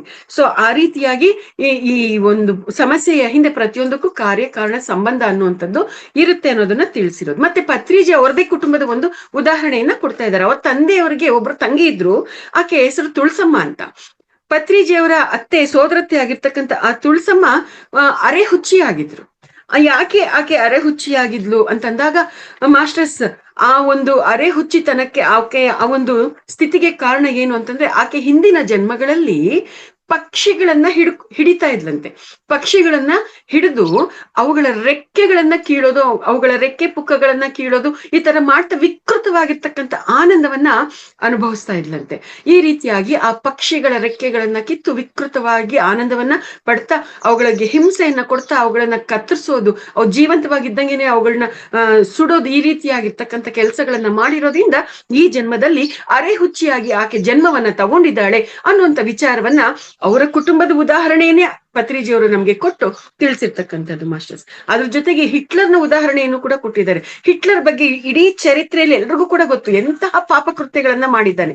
ಚಿಕ್ಕವರು, ದೊಡ್ಡವರು, ವಯಸ್ಸಾದವರು, ಹೆಂಗಸರು, ಗಂಡಸರು ಏನೂ ನೋಡ್ಲಿಲ್ಲ. ಆತನಿಗೆ ವಿರುದ್ಧವಾಗಿರ್ತಕ್ಕಂಥ ಧರ್ಮದವ್ರು ಯಾರ್ಯಾರಿದ್ದಾರೆ ಅವ್ರನ್ನೆಲ್ಲಾರನು ಕೂಡ ಗಿಲೆಟಿನ್ ಅನ್ನುವಂಥ ಯಂತ್ರಕ್ಕೆ ಅವರ ತಲೆಗಳನ್ನ ಕೊಡೋದು, ತಲೆಗಳನ್ನ ಕತ್ತರಿಸೋದು, ನಿರ್ದಾಕ್ಷಿಣ್ಯವಾಗಿ ರಾಕ್ಷಸತ್ವದಿಂದ, ನಿಷ್ಕರುಣೆಯಿಂದ ಆ ಕರ್ಮವನ್ನ ಆತ ಮಾಡ್ದ. ಆದ್ರೆ ಅದರ ಪರಿಣಾಮ ಏನಾಯ್ತು? ಆತ ಅದೇ ಫಲಗಳನ್ನ ಅನುಭವಿಸುವಂತಾಯ್ತು. ಅದೇ ಗಿಲೆಟಿನ್ ಮಿಷನ್ಗೆ ಆತನ ತಲೆಯನ್ನ ಕೊಟ್ಟು ಆತನನ್ನೇ ಕೊಲ್ಲಲ್ಪಡ್ತು. ಈ ರೀತಿಯಾಗಿ ಆತ ತಾನು ಮಾಡಿರ್ತಕ್ಕಂಥ ಕರ್ಮಕ್ಕೆ ತಾನು ಆ ಒಂದು ಶಿಕ್ಷೆಯನ್ನ ಅನುಭವಿಸ್ದ. ಮತ್ತೆ ಕೆಲವು ಜನ ಈ ಜನ್ಮದಲ್ಲಿ ಶಿಕ್ಷೆಗಳಿಂದ ತಪ್ಪಿಸ್ಕೊಂಡ್ಬಿಟ್ರು ಅಂತ ನಾವು ಭಾವಿಸ್ತಾ ಇರ್ತೀವಿ. ಆದ್ರೆ ಈ ಜನ್ಮದಲ್ಲಿ ಈ ಲೋಕದಲ್ಲಿ ಶಿಕ್ಷೆಯನ್ನ ತಪ್ಪಿಸ್ಕೊಂಡ್ರು ಮೇಲಿನ ಲೋಕಗಳಲ್ಲಿ ಅವರು ನೆಮ್ಮದಿಯಾಗಿ ಇರೋದಿಕ್ಕೆ ಸಾಧ್ಯ ಇಲ್ಲ ಅನ್ನುವಂಥದ್ದನ್ನ ಇಲ್ಲಿ ನಮ್ಗೆ ತಿಳಿಸಿರ್ತಕ್ಕಂಥ. ಮತ್ತೆ ಮತ್ತೊಂದು ಉದಾಹರಣೆಯನ್ನ ಇಲ್ಲಿ ನಮ್ಗೆ ಕೊಟ್ಟಿದ್ದಾರೆ. ಬುದ್ಧ ಒಂದ್ಸತಿ ಭಿಕ್ಷೆ ಬೇಡಕ್ಕೆ ಹೋಗ್ತಾನೆ. ಆತ ರಾಜಕುಮಾರ ಬುದ್ಧ. ಆತ ತುಂಬಾ ದಷ್ಟಪುಷ್ಟವಾಗಿರ್ತಾನೆ, ಬಲಿಷ್ಠನಾಗಿರ್ತಾನೆ, ತುಂಬಾ ನೋಡೋದಿಕ್ಕೆ ತುಂಬಾ ಸದೃಢವಾಗಿರ್ತಕ್ಕಂಥ ಶರೀರದಿಂದ ಆತ ಇರ್ತಾನೆ. ಈ ರೀತಿಯಾಗಿರ್ತಕ್ಕಂಥ ಬುದ್ಧನನ್ನ ಒಬ್ಬ ನೋಡ್ಬಿಟ್ಟು, ನಿನಗೇನ್ ದಾಡಿ, ನೀನ್ ಯಾಕೆ ಭಿಕ್ಷೆ ಬೇಡ್ಕೊಂಡು ತಿಂತಾ ಇದೆಯಾ, ದುಡುಕ್ ತಿನ್ನಕ್ ಆಗೋದಿಲ್ವಾ ಅಂತ ಹಂಗೆ ಹಿಂಗೆ ಎಲ್ಲ ದೊಡ್ಡದಾಗಿ ನೀತಿ ಬೋಧನೆಗಳನ್ನ ಮಾತಾಡುವಂತ ಮಾತುಗಳನ್ನ ಮಾತಾಡ್ತಾ ಬೈತಾ ಇರ್ತಾನೆ. ಬುದ್ಧ ಏನ್ ಮಾಡ್ತಾನೆ, ಆತ ಅಷ್ಟೂ ಮಾತುಗಳನ್ನ ಕೇಳಿಸ್ಕೊಂಡು ಆ ರೀತಿಯಾಗಿ ಎಲ್ಲ ಆತ ಮಾತಾಡಿದ್ದಾದ್ಮೇಲೆ ಮಾತಾಡಿನೇ ಆತ ಸುಮ್ನಾಗ್ತಾನೆ, ಸೈಲೆಂಟ್ ಆದ್ಮೇಲೆ ಹೇಳ್ತಾನೆ. ಬುದ್ಧ ಏನ್ ಹೇಳ್ತಾನೆ, ನನ್ 4 ಆಣೆ ಕೊಡು, ನನ್ಗೆ 4 ಆಣೆ ಕೊಡು ಅಂತ ಕೇಳ್ತಾನೆ. ನಿನ್ ಜನ್ಮದಲ್ಲಿ ನೀನ್ ಬದ್ಲಾಗೋದಿಲ್ಲ ಬಿಡು ಅಂತ ಅಂದ್ಬಿಟ್ಟು ಆತ ಸಿಡಿಮಿಡಿಯಾಗೇನೆ ಆ 4 ಆಣೆಯನ್ನ ಬುದ್ಧನಿಗೆ ಕೊಡ್ತಾನೆ. ಆಮೇಲೆ ಆತ ಹೇಳ್ತಾನೆ, ಈ 4 ಆಣೆ ಯಾರ್ದು ಅಂತ ಆತನನ್ನ ಕೇಳಿದಾಗ, ಈ 4 ಆಣೆ ನಂದು ಅಂತ ಹೇಳ್ತಾನೆ. ನೀನ್ ಕೊಟ್ಟಿರೋದನ್ನ ನಾನ್ ತಗೊಂಡ್ರೆ ಇದು ನನಗ್ ಬರುತ್ತೆ, ನಾನ್ ಬೇಡ ಅಂತ ಅನ್ಕೊಂಡ್ರೆ ಏನಾಗತ್ತೆ, ಅದು ನಿನಗೆ ಬರುತ್ತೆ, ತಗೋ, ನಿನ್ 4 ಆಣೆ ನೀನೇ ತಗೋ, ನನಗ್ ಬೇಕಾಗಿಲ್ಲ ಅಂತ ಹೇಳ್ತಾನೆ. ಆ ರೀತಿಯಾಗಿ ಹೇಳಿದಾಗ ನಿನಗೇನಾದ್ರೂ ಹುಚ್ಚ ಅಂತ ಕೇಳ್ದಾಗ ಆಗ ಬುದ್ಧ ಹೇಳ್ತಾನೆ, ನೋಡು, ನಿನ್ನ ಮಾತುಗಳಿಂದ ನೀನ್ ನನಗೆ ತಲೆನೋವು ತರಿಸ್ಬೇಕು ಅಂತ ಅನ್ಕೊಂಡೆ, ಆದ್ರೆ ನಾನ್ ನಿನ್ ಮಾತುಗಳನ್ನ ಸ್ವೀಕಾರ ಮಾಡ್ಲಿಲ್ಲ. ನಾನು ಅದನ್ನ ಸ್ವೀಕಾರ ಮಾಡ್ದೆ, ಮತ್ತೆ ನಾನು ಅದನ್ನ ತಿರಸ್ಕಾರ ಮಾಡಿರೋದ್ರಿಂದ ನಿನ್ನ 4 ಆಣೆ ಮತ್ತೆ ನಿನಗೆ ಹೇಗೆ ನಿನ್ನ ಹತ್ರಕ್ ಬಂತೋ ಅದೇ ರೀತಿಯಾಗಿ ನೀನ್ ಮಾತಾಡಿರ್ತಕ್ಕಂಥದ್ದು ಅದು ಪುನಃ ನಿನಗೇ ಬರುತ್ತೆ ಅನ್ನುವಂಥ ವಿಚಾರವನ್ನ ಆತನಿಗೆ ತಿಳಿಸಿ ಆತ ಮಾಡಿರ್ತಕ್ಕಂಥ ತಪ್ಪೇನು ಅನ್ನೋದನ್ನ ಅರ್ಥ ಮಾಡಿಸ್ತಾನೆ. ಅಂದ್ರೆ ಬುದ್ಧನ ಈ ಕಥೆಯಿಂದ ಇಲ್ಲಿ ನಮ್ಗೆ ಅರ್ಥ ಆಗ್ತಾ ಇರೋದೇನು, ನಮಗೇನಾದ್ರೂ ಇವತ್ ಸಮಸ್ಯೆ ಬಂದಿದೆ ಅಂತಂದ್ರೆ ನಾವು ಈ ರೀತಿಯಾಗಿರ್ತಕ್ಕಂಥ ಕರ್ಮಗಳನ್ನ ಮಾಡಿರ್ತೀವಿ. ಆ ಕರ್ಮಗಳು ಪುನಃ ಇವಾಗ ಈ ಜನ್ಮದಲ್ಲಿ ನಮ್ಗೆ ಬಂದಿರೋದ್ರಿಂದ ಈ ರೀತಿಯಾಗಿರ್ತಕ್ಕಂಥ ಸಮಸ್ಯೆಗಳನ್ನ ನಾವು ಅನುಭವಿಸ್ತಾ ಇರ್ತೀವಿ. ಮತ್ತೆ ಸೀತಾಯಣ ಪುಸ್ತಕ ಇದೆ, the untold story of Sita ಅನ್ನುವಂಥದ್ದು. ಆ ಒಂದು ಪುಸ್ತಕದಲ್ಲಿ ಸೀತೆಯನ್ನ ರಾವಣ ಹೊತ್ಕೊಂಡು ಹೋಗ್ತಾನೆ. ಸೀತೆಯನ್ನ ರಾವಣ ಹೊತ್ಕೊಂಡು ಹೋಗಿದ್ದಾನೆ ಅಂತಂದಾಗ ನಾವು ಸಾಮಾನ್ಯವಾಗಿ ಏನ್ ಭಾವಿಸ್ತೀವಿ, ರಾವಣಾಸುರ ತನ್ನ ರಾಕ್ಷಸತ್ವದಿಂದ ಮಹಾಸಾಧ್ವಿ ಆಗಿರ್ತಕ್ಕಂಥ ಮಹಾಪತಿವ್ರತೆ ಆಗಿರ್ತಕ್ಕಂಥ ಸೀತೆಯನ್ನ ಹೊತ್ಕೊಂಡೋದ, ಪಾಪಕರ್ಮವನ್ನ ಮಾಡ್ದ, ಪರಸ್ತ್ರೀ ವ್ಯಾಮೋಹದಿಂದ ಅವನು ಈ ರೀತಿಯಾಗಿ ಮಾಡ್ದ. ಸೀತಾ ಮಾತೆ 1 ವರ್ಷದ ಕಾಲ ಲಂಕೆಯಲ್ಲಿ ಇದ್ದ ಅಷ್ಟು ಕಾಲ ನರಕವನ್ನ ಅನುಭವಿಸಿದ್ಲು, ರಾಮನಿಗಾಗಿ ಪರಿತಪಿಸಿದ್ಲು, ಕಣ್ಣೀರಲ್ಲಿ ಕೈ ತೊಳೆದ್ಲು ಅಂತ ನಾವೆಲ್ಲರೂ ಕೂಡ ತಿಳ್ಕೊಂಡಿದೀವಿ. ಇದು ಒಂದು ರಾಮಾಯಣದಲ್ಲಿ ತಿಳಿಸಿರ್ತಕ್ಕಂಥ ವಿಚಾರ. ಆದ್ರೆ the untold story of Sita, the Sitayana ಅನ್ನುವಂತ ಒಂದು ಪುಸ್ತಕ ಏನಿದೆ ಅದರಲ್ಲಿ ಇರುವಂತ ಒಂದು ವಿಚಾರನೇ ಬೇರೆ. ಅಲ್ಲಿ ಸೀತಾ ಮಾತೆ ರಾವಣಾಸುರನ ಹತ್ರಕ್ಕೆ ಹೋಗಿದ್ದಾಳೆ, ರಾವಣಾಸುರ ಆಕೆನ ಹೊತ್ಕೊಂಡು ಹೋಗಿದ್ದಾನೆ ಅಂತಂದ್ರೆ ಅದಕ್ಕೆ ಕಾರಣ ರಾವಣಾಸುರ ಅಲ್ಲ, ಸೀತೆನೇ ಕಾರಣ. ಹೇಗೆ ಅಂತಂದ್ರೆ ಸೀತೆ ತನ್ನ ಪತಿ ರಾಮನ ಜೊತೆ ವನವಾಸಕ್ಕೆ ಅಂತ ಹೋದಾಗ ಅಲ್ಲಿ ಒಂದು ಗೋದಾವರಿ ನದಿ ತೀರದಲ್ಲಿ ಆಕೆ ಇರ್ತಾಳೆ. ಗೋದಾವರಿ ನದಿ ತೀರಕ್ಕೆ ಹೋದಾಗ ಆ ಗೋದಾವರಿ ಮಾತೆ ಸಶರೀರವಾಗಿ ಸೀತಾ ಮಾತೆ ಮಾತಾಡಕ್ಕೆ ಬರ್ತಾಳೆ. ಅಲ್ಲಿ ಸೀತಾ ಮಾತೆ ಮತ್ತು ಗೋದಾವರಿ ಮಾತೆ ಮಾತಾಡಿದಾಗ ಗೋದಾವರಿ ಮಾತೆ ಹೇಳ್ತಾಳೆ, ಈಗ ನೀನು ನಿನ್ನ ಒಂದು ಡಿಸೈನ್ ಪ್ರಕಾರ ಈಗ ನೀನು ಲಂಕೆಗೆ ಹೋಗ್ಬೇಕಾಗಿದೆ, ರಾವಣಾಸುರ ಬರ್ತಾನೆ, ಅವ್ನು ನಿನ್ನನ್ನ ಹೊತ್ಕೊಂಡು ಹೋಗ್ತಾನೆ, ನೀನ್ ಒಪ್ಕೊಂಡ್ರೇನೆ ಅವ್ನ್ ನಿನ್ನನ್ನ ಹೊತ್ಕೊಂಡು ಹೋಗೋದಿಕ್ಕೆ ಸಾಧ್ಯ ಇಲ್ಲ, ನಾನು ಇದನ್ನ ತಿರಸ್ಕಾರ ಮಾಡ್ತೀನಿ, ಹೀಗಾಗ್ಬಾರ್ದು ಅಂತ ಅನ್ಕೊಂಡ್ರೆ ಅವ್ನ್ ಬರಕ್ಕೂ ಇಲ್ಲ, ಅವ್ನ್ ಹೊತ್ಕೊಂಡು ಹೋಗಕ್ಕೂ ಇಲ್ಲ. ಸೊ ನೀನ್ ಇದನ್ನ ಒಪ್ಕೊಂಡ್ರೆ ಅವ್ನ್ ಬರ್ತಾನೆ, ನಿನ್ನನ್ನ ಹೊತ್ಕೊಂಡು ಹೋಗ್ತಾನೆ, ನೀನ್ ಅಲ್ಲಿ ಹೋದ್ರೇನೆ ಮಾತ್ರ ಅಲ್ಲಿ ರಾಕ್ಷಸ ಸಂಹಾರ ಅನ್ನುವಂಥದ್ದು ನಡೆಯೋದಿಕ್ಕೆ ಸಾಧ್ಯ ಆಗುವಂಥದ್ದು, ಲಂಕೆಯಲ್ಲಿ ಆ ಒಂದು ಬದಲಾವಣೆಯನ್ನ ತರೋದಿಕ್ಕೆ ಸಾಧ್ಯ ಆಗುವಂಥದ್ದು, ಭೂಮಿಗೆ ಬೇಕಾಗಿರ್ತಕ್ಕಂಥ ಬದಲಾವಣೆಯನ್ನ ತರೋದಿಕ್ಕೆ ಸಾಧ್ಯ ಆಗುವಂಥದ್ದು. ಇದಕ್ಕೆ ನೀನ್ ಒಪ್ಕೋಬೇಕು, ನೀನ್ ಸಮ್ಮತಿಸಬೇಕು ಅಂತ ಗೋದಾವರಿ ಮಾತೆ ಹೇಳಿದಾಗ ಅದಕ್ಕೆ ಸೀತಾ ಮಾತೆ ಆಯ್ತು, ನಾನ್ ಸಂತೋಷವಾಗಿ ನಾನು ಹೋಗ್ತೀನಿ, ರಾವಣಾಸುರ ಬರೋದನ್ನ ನಾನು ಸ್ವೀಕಾರ ಮಾಡ್ತೀನಿ, ಅವ್ನ್ ನನ್ನನ್ನ ಹೊತ್ಕೊಂಡು ಹೋಗೋದನ್ನು ಕೂಡ ಸ್ವೀಕಾರ ಮಾಡ್ತೀನಿ, ಲಂಕೆಯಲ್ಲಿ ಇರೋದಕ್ಕೂ ಕೂಡ ನಾನು ಒಪ್ಕೊಳ್ತೀನಿ ಅಂತ ಸೀತಾ ಮಾತೆ ಒಪ್ಕೊಂಡಿರ್ತಾಳೆ. ಅದರ ಪ್ರಕಾರನೇ ಆ ಒಂದು ಬ್ಲೂ ಪ್ರಿಂಟ್ ಏನಿದೆ ಅದರ ಪ್ರಕಾರನೇ ರಾವಣಾಸುರ ಬರ್ತಾನೆ. ಅಲ್ಲಿ ರಾವಣಾಸುರ ಏನ್ ಅನ್ಕೊಳ್ತಾನೆ, ಅವ್ನಿಗೆ ಇದೆಲ್ಲ ಏನು ಗೊತ್ತಿಲ್ಲ ಅಂತ ಅನ್ಕೊಂಡಾಗ ರಾವಣಾಸುರನ್ಗೆ ಏನ್ ಅನ್ನಿಸ್ತಾ ಇರುತ್ತೆ, ನನ್ನ ಮಾಯೆಯ ಬಲೆಯಲ್ಲಿ ಸೀತೆ ಬಿದ್ದಿದ್ದಾಳೆ ಅಂತ ರಾವಣಾಸುರ ಅನ್ಕೊಳ್ತಾನೆ. ಆದ್ರೆ ಆಕ್ಚುಲಿ ಅಲ್ಲಿ ಸೀತಾ ಮಾತೆ ಹೆಂಡಿರ್ತಕ್ಕಂಥ ಬಲೆಯಲ್ಲೇನೆ ರಾವಣ ಬಿದ್ದಿರ್ತಾನೆ ಅನ್ನುವಂಥದ್ದು ಅವನಿಗೆ ಗೊತ್ತಿರಲ್ಲ ಅನ್ನುವಂಥ ವಿಚಾರ ಈ ಒಂದು ಸೀತಾಯಣ ಅನ್ನುವಂಥ ಪುಸ್ತಕದಲ್ಲಿ ನಮ್ಗೆ ಗೊತ್ತಾಗುವಂಥದ್ದು. ಅಂದ್ರೆ ಈ ಎಲ್ಲ ವಿಚಾರಗಳನ್ನ ನಾವು ಗಮನಿಸಿದಾಗ ಅಲ್ಲಿ ಸೀತಾ ಮಾತೆ ಲಂಕೆಗೆ ಹೋಗಿರೋದು, ಅಲ್ಲಿ 1 ವರ್ಷದ ಕಾಲ ಪತಿಯಿಂದ ಬೇರೆ ಇರುವಂತದ್ದು, ಇದೆಲ್ಲಾನು ನೋಡಿದಾಗ ಸೀತೆಗೆ ಎಲ್ಲಾದ್ರೂ ಅನ್ಯಾಯ ಆಗಿದೆ ಅನ್ನುವಂಥದ್ದು ಇದೆಯಾ? ಇಲ್ಲ, ಸೀತೆಗೆ ಯಾವುದೇ ರೀತಿ ಅನ್ಯಾಯ ಆಗಿಲ್ಲ. ಸೀತೆ ಅಲ್ಲಿ ಹೋಗಿದ್ದಾಳೆ ಅನ್ನೋದ್ರ ಹಿಂದೆ ಅವಳ ಸಮ್ಮತಿ ಇದೆ ಅನ್ನುವಂಥದ್ದು. ಅಂದ್ರೆ ಪ್ರತಿಯೊಂದಕ್ಕೂ ಕೂಡ ಕಾರ್ಯಕಾರಣ ಸಂಬಂಧ ಅನ್ನುವಂಥದ್ದು ಇರುತ್ತೆ, ಯಾವುದೂ ಕೂಡ ಸುಮ್ಮನೆ ನಡೆಯೋದಿಲ್ಲ. ಅದನ್ನ ಒಳಹೊಕ್ಕಿ ನೋಡಿದಾಗ ಮಾತ್ರ ಅದು ನಮ್ಗೆ ಅರ್ಥ ಆಗುವಂಥದ್ದು. ಮಾಸ್ಟರ್ಸ್, ಈ ಒಂದು ವಿಚಾರದ ಬಗ್ಗೆ ಇನ್ನು ಹೆಚ್ಚಿನ ಮಾಹಿತಿ ಕೆಲವರು ಹೊಸಬ್ರಿಗೆ ಇದು ನಮಗ್ ಗೊತ್ತಿಲ್ಲ, ಇದು ಹೇಗೆ ನಮ್ಗೆ ಇದು ತಿಳ್ಕೊಬೇಕಲ್ಲ ಅಂತ ಅನಿಸ್ತಾ ಇರ್ಬೋದು. ಸೊ ಅಂತ ಅವರು ಸೀತಾಯಣ ಅನ್ನುವಂತ ಕನ್ನಡ ವರ್ಷನ್ ಇರ್ತಕ್ಕಂಥ ಒಂದು ಪುಸ್ತಕವನ್ನ ನೀವು ತಗೊಂಡು ನೀವು ಓದಿದ್ರೆ ಈ ಒಂದು ಕೋನದಲ್ಲಿ ಇರ್ತಕ್ಕಂಥ ರಾಮಾಯಣದ ವಿಚಾರಗಳು ನಿಮ್ಗೆ ಗೊತ್ತಾಗತ್ತೆ ಮಾಸ್ಟರ್ಸ್. ಸೊ ಈ ರೀತಿಯಾಗಿ ಏನೇ ಆಗ್ಲಿ ಒಪ್ಕೊಂಡ್ರೆ ಮಾತ್ರ ಯಾವುದೇ ಆಗ್ಲಿ ಅದು ನಮ್ಮ ಹತ್ರಕ್ಕೆ ಬರುತ್ತೆ, ಒಪ್ಕೊಳ್ದೇ ಇದ್ರೆ ಬರೋದಿಲ್ಲ ಅನ್ನುವಂಥದ್ದು. ಸೊ ಮತ್ತೊಂದು ಉದಾಹರಣೆಯನ್ನ ಇಲ್ಲಿ ನಮ್ಗೆ ಕೊಟ್ಟಿದ್ದಾರೆ. ಒಂದು 200 ಪುಟಗಳ ಪುಸ್ತಕ ಇದೆ. ಅದರಲ್ಲಿ 100ನೇ ಪುಟದಲ್ಲಿ ಒಂದು ಸಂದರ್ಭ ಇದೆ. ಗಂಡ ಹೆಂಡತಿ ಅವರೊಂದು ಜಗಳ ಮಾಡ್ಕೊಂಡು ಡೈವರ್ಸ್ ತಗೊಳ್ಳೋಂತ ಒಂದು ವಿಚಾರ ಇದೆ. ಆ ಒಂದು ಡೈವರ್ಸ್ ತಗೊಳ್ಳೋಂತ ವಿಚಾರದಲ್ಲಿ ಅವರು ಕೋರ್ಟ್ ವರ್ಗೂ ಹೋಗಿರ್ತಾರೆ. ಅವ್ರು ಆ ಒಂದು ಪರಿಸ್ಥಿತಿಗೆ ಯಾಕೆ ಬಂದಿದ್ದಾರೆ ಅನ್ನೋದನ್ನ ಅರ್ಥ ಮಾಡ್ಕೋಬೇಕು ಅಂದ್ರೆ ಅವರು 100ನೇ ಪುಟದಲ್ಲಿ ಆ ಒಂದು ವಿಚಾರ ನಮ್ಗೆ ಗೊತ್ತಾದ್ರೆ ಅದರ ಹಿಂದಿನ 100 ಪುಟಗಳನ್ನು ಓದಿದಾಗ ಮಾತ್ರ ಆ ಒಂದು ಸಂದರ್ಭಕ್ಕೆ, ಆ ಒಂದು ಗಂಡ ಹೆಂಡತಿ ಆ ಒಂದು ಸಿಚುಯೇಷನ್ಗೆ ಕಾರಣ ಏನು ಅನ್ನೋದು ಗೊತ್ತಾಗತ್ತೆ.